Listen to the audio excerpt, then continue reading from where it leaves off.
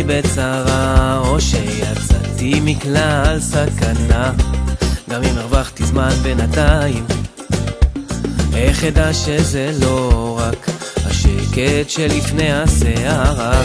אני לא מוציא ממך מילה, את במצב המתנה ומחכים לפצצה שתיפול, ואין מקום לי שאלה, האם לברוח מזה אני יכול?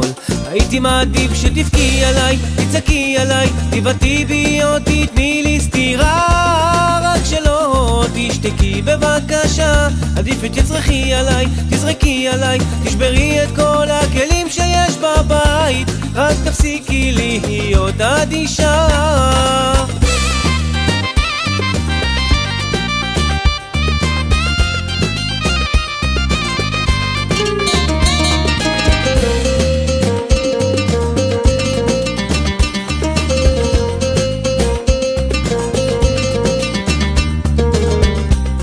התפקיד שלך בכוח, את הצייד אני ניצוד, אבל שעת המשחק הסתיימה, אני יכול אותך למרוח, אך בסופו של דבר תפגעי בי באותה עוצמה.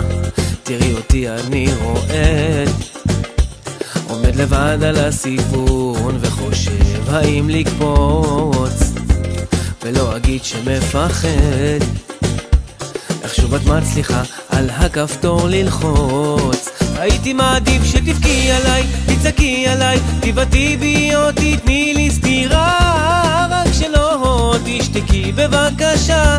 עדיף שתצרחי עליי, תזרקי עליי, תשברי את כל הכלים שיש בבית, רק תפסיקי להיות אדישה.